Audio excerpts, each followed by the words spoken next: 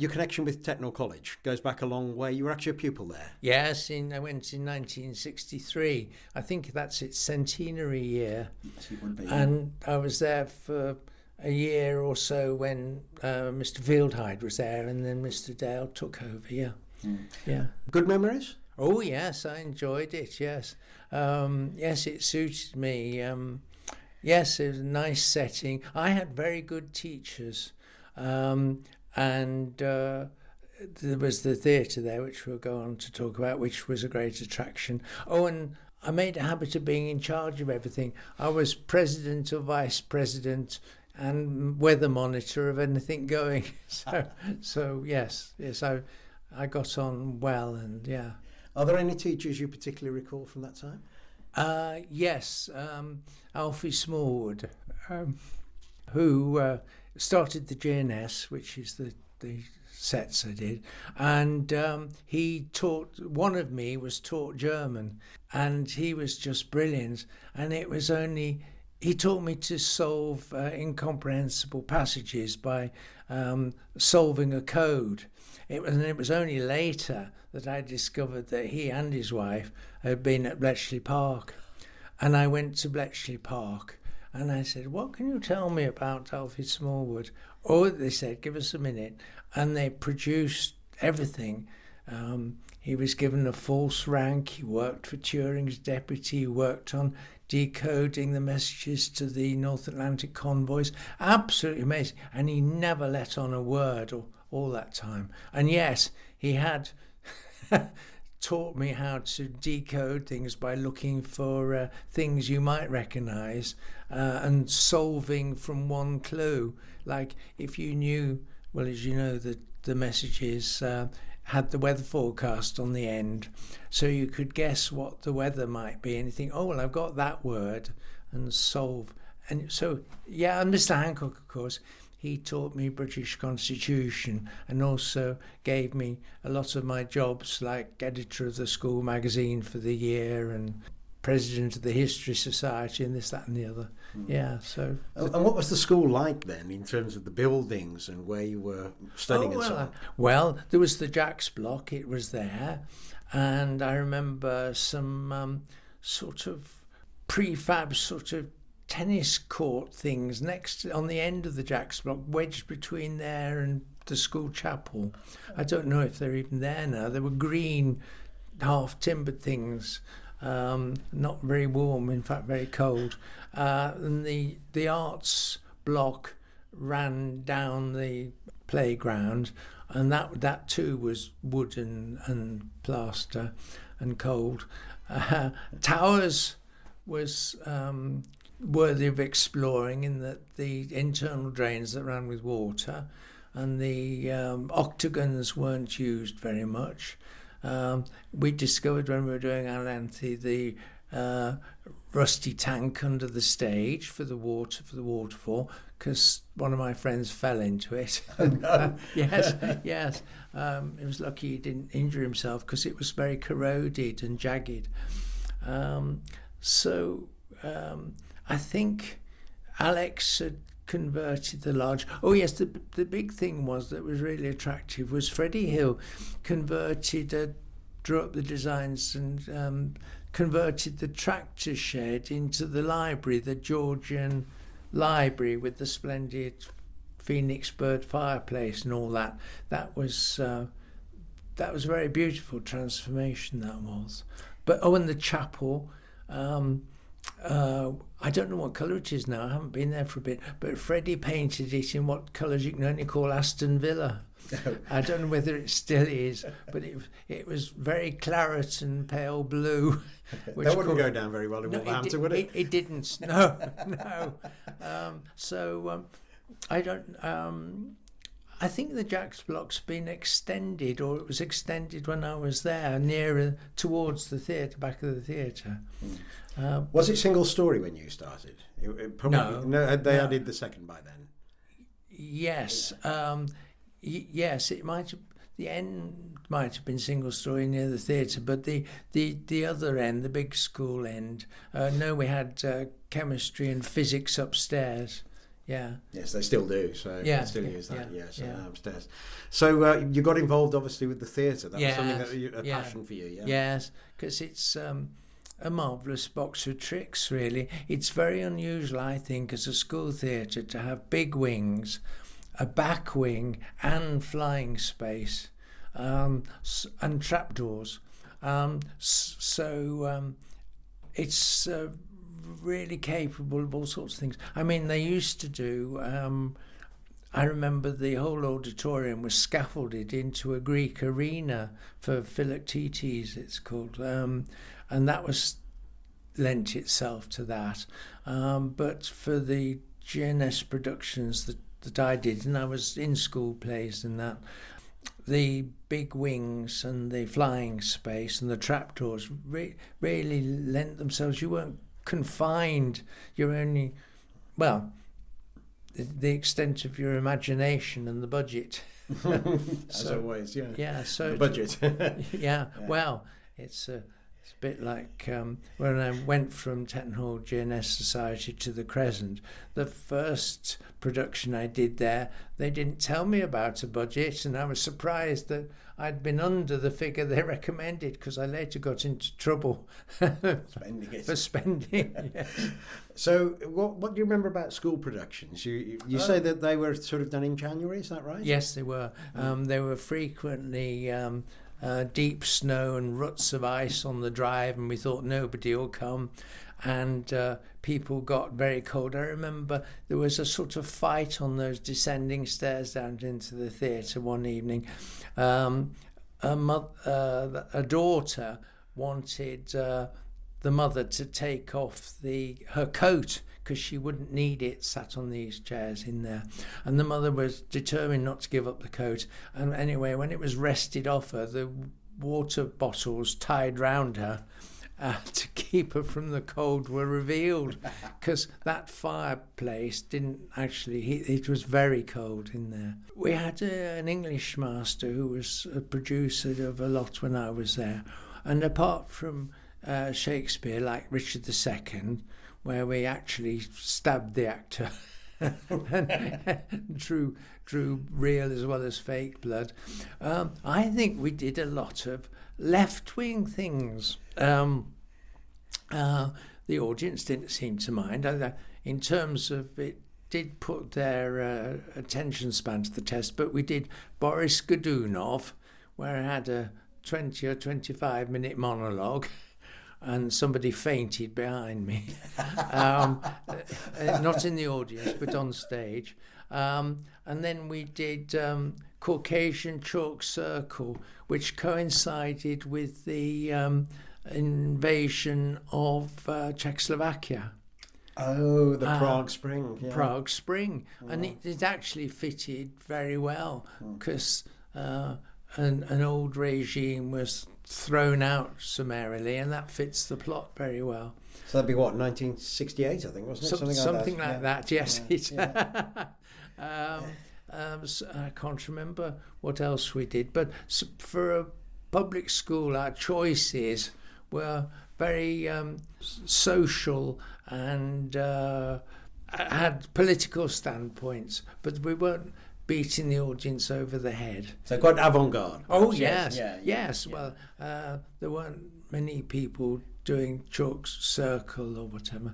And mind you, it suited me because I mentioned Alfred Smallwood. He taught me German, and we did Galileo, which is Brecht. So all the stuff I had to remember for Chalk Circle, I'd learnt from what he was trying to get at in Galileo.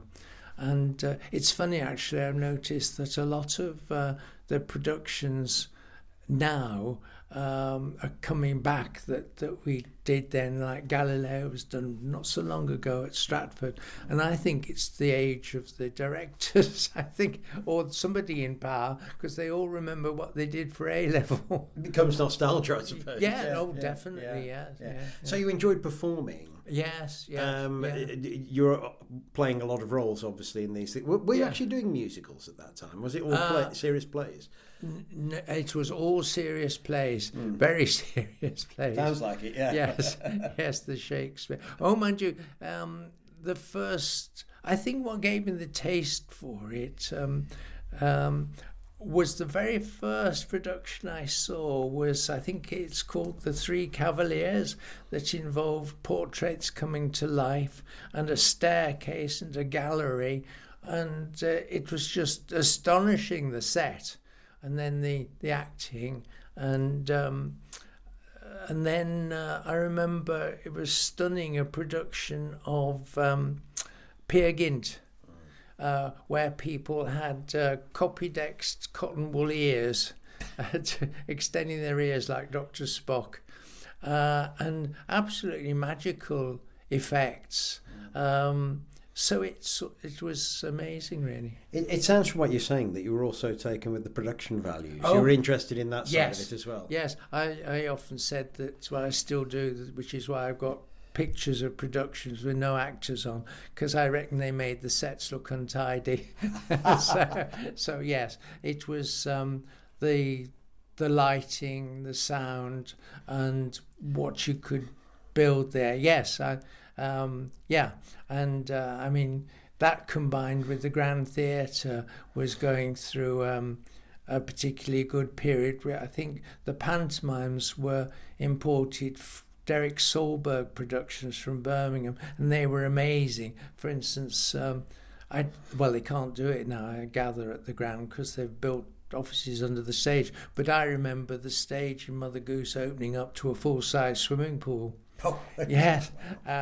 So once you've had a taste for water jets and coloured fountains and a full-size swimming pool with the cars jumping in, you never look back, really. It gives you expensive taste. So were you involved with the set design while you were at school?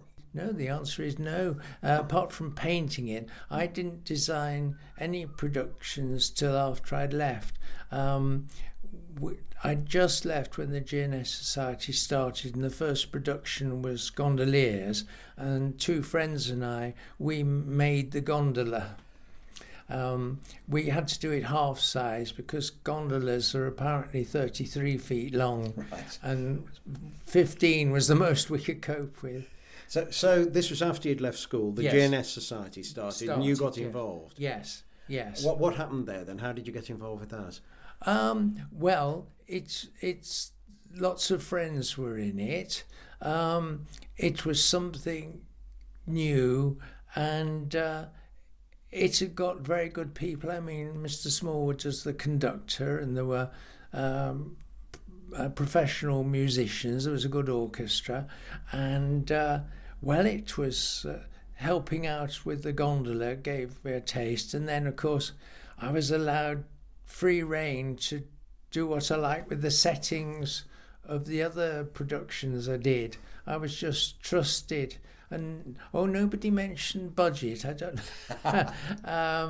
but I was just trusted to get on with it. So there are strong links with the school, really, I suppose, with all of this, and you use the Towers Theatre. Yes, Towers Theatre all the time. Well, it was for a big cast like in a GNS, you need those wings, and most of the things other than Sorcerer we did need two sets and a rapid transformation. And you'd really got a taste for what you could do there. That, as I mentioned, the trapdoors, we used them a lot. I used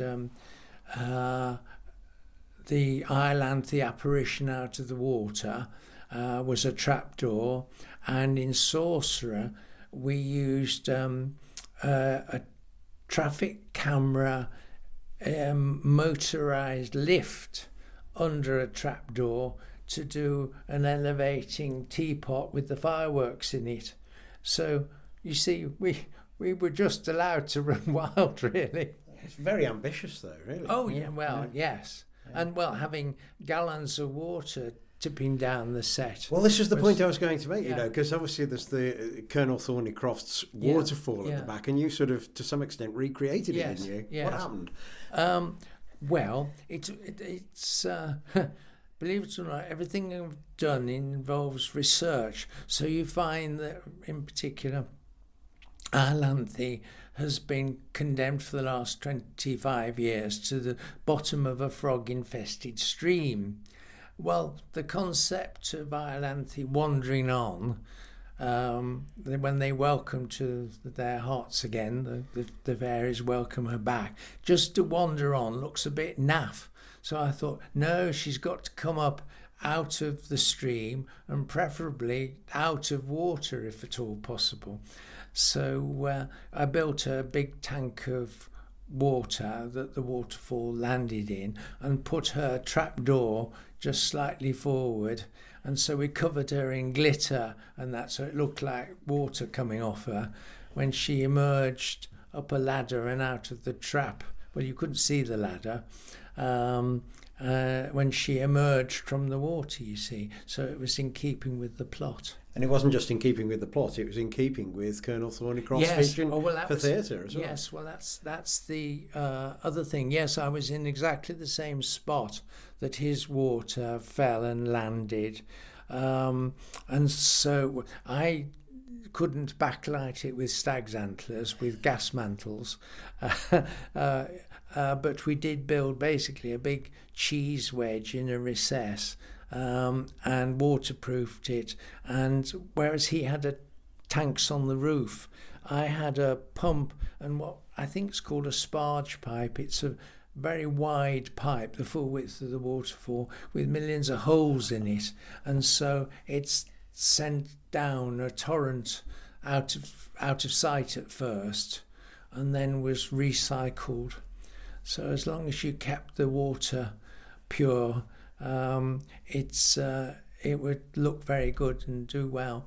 There were two disadvantages. The people helping paint the set did once wash out some brushes in my tank of water, and it foamed like industrial effluent on the waterfall.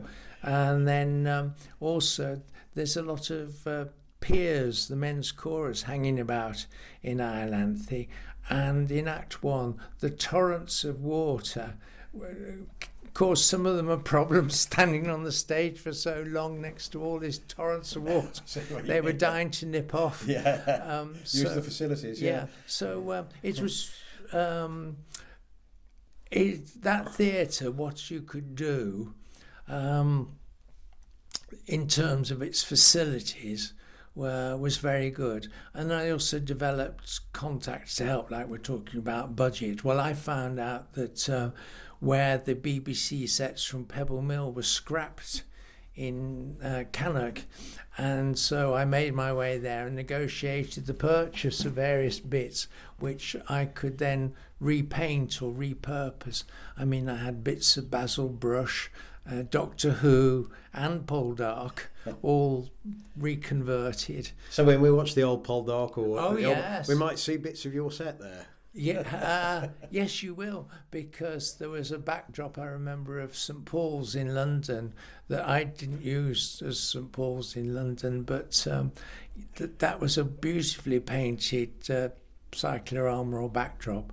And then in Sorcerer, because I'd decided to set it in Charlcote in Warwickshire, the garden there with the brickwork and the stonework. It turns out I was years ahead of the RSC, because a few years ago they did a set based on the Charlcote garden architecture, but I did Sorcerer. Anyway, I needed acres of rustic brick and stone, and it came from the Pebble Mill sets. And then once I found out the source of this stuff, it was scenery makers in Luton. I was in direct contact saying, oh, please send me such and such. So I liked it because instead of in a lot of school productions, I remember the Shakespeare we did, we had very flat battlements, you know. And of course, with lighting, film studio plastic has a depth and relief. Yes. and you don't have to paint thousands of bricks with the mortar joints in between. So that gave the productions a look that they didn't have before. A very polished and professional look. Talking about this sort of shower effect, I suppose you had, really. How high was it then? About 15 feet high, 15 to 20 feet, because in the picture which you've seen, there was a sort of 10-foot opening, and people in the audience on the floor can see through a 10-foot opening at an angle and can see higher. So I had to make sure that the source of the water was well out of sight, because of course it was a waterfall, so the curtain of water had to really land on the waterfall at the back and then come down, not to be a curtain of water like Thornycroft had it, you know. It was more of a sort of Niagara effect, wasn't it, rather than a sprinkly effect, as it were? Yes. He could have a sprinkler effect, but I couldn't do that. Well, it wouldn't, because I wanted this boggy, rocky waterfall, because I used ostrich feathers instead of ferns, you see, to wave about and so on. Wouldn't mind getting wet. So it was the research behind it. In the opening chorus in Iolanthe, really the music is guying the fact that the ladies in the fairies chorus were rather substantial, and they got tripping hither, tripping thither, and they did more thumping about than tripping, really. And they're saying one thing but doing another in the music. You can tell that. It's the comedic effect, I suppose. Yes, it is like, you know. So I'd got to go against that, really, in that there's a deliberate contrast in Iolanthe between fairyland and the nature and the solidity and pomposity of the piers and their architecture. So you've got beauty and nature contrasted with pomposity and solidity. So I'd got to make fairyland look convincingly magical, and yet I'd got the curtain going up on this rather heavy tripping. Not that our ladies were that heavy, but it's the thump is in the music. So I thought, what can I do? So that's when I decided to let the curtain go up on Black Theatre of Prague. We made the girls' outfits in diaphanous fluorescent fabrics, so that they were very wraith-like, but they glowed in the dark and moved about. And I used a lot of ultraviolet paint on the set, the peacock, and there's some... I moved it to the Art Nouveau period because Iolanthe means violet flower, apparently. So I used the spine of design of some Aubrey Beardsley books to be like exotic foliage at the side, and with the ultraviolet paint we had above the stage 125 watt ultraviolet light, which made everything glow at 125 watts. So their outfits and the set glowed and started in the dark. So only after the magical effect of having these fairy-like wraiths tripping about, you could then bring up the lights and you could see that they were rather less fairy-like than you might have imagined. So. One of the things that strikes me, Ralph, with that is how much Colonel Thornycroft would have approved, because when you consider a lot of the musical work that he did was very Gilbert and Sullivan in style, wasn't it, when you hear it? And he actually wrote operas or operettas, whether they were comic or not. So actually he would have approved of that. But when you were then describing the waterfall, but also the foliage, because when you actually look at the back of the stage to this day, you can still see fragments of the foliage that Thornycroft had painted around the sides of his waterfall. So in many senses you were recreating and probably amplifying what he was able to do 100 years earlier. Yes, well he got great imagination, and he built the place with the facilities that it's got. I mean, I'd love to have seen what he did, because I think we might have been of similar mind. I might have got a job. I was saying, I think you'd have worked very well together, yes. actually. Yeah. I think, yes, if we'd agreed on budgets. Well, that didn't seem to worry him either, did well, it? No, that was no object. No. So yes, I think I'd been quite as mad as he was with it. But it does worry me, the gas-powered antlers. Yes. I did several things involving explosives, and there was an assistant master under the stage with me with these electrically fired fireworks, which we had on the set, and they had to be poked through the camera lift into this big teapot, and then fired and brought back. And of course they were coming back towards the stock of the next ones. So there was an assistant master there who, because sometimes they were still burning when we withdrew them to be able to poke up the next one. And I think he said, "Ralph, you'll kill us." He said so. They'd never allow it today, would they? Well, I hope they might be persuaded. But yeah, and now with the controls on pyro, you have to turn a key, and you have to be, I think, qualified to some extent to do it. And then, one amusing thing was in Sorcerer there were these explosions on the set. The evil spirits terrify the hero and heroine, and they're, I hate to say this, because their acting got a bit predictable. They would be over one side of the stage and they would squawk almost before the firework went off. And I thought, well, how can we put some jeopardy into this and make the screeching and alarm a bit more real, you see, less predictable? So the answer was that somebody else, because I was under the stage doing the other lot of fireworks, was doing the fireworks on the stage set.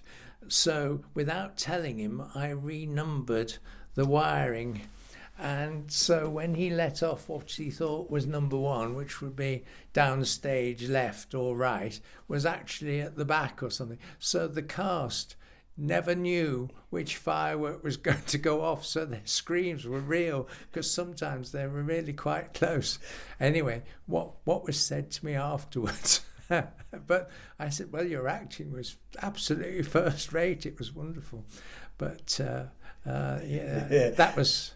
Well, it created the element of surprise, genuinely on the stage, didn't it? It certainly did. Surprise and fright. I mean, it was completely realistic. Anyway, that was fun.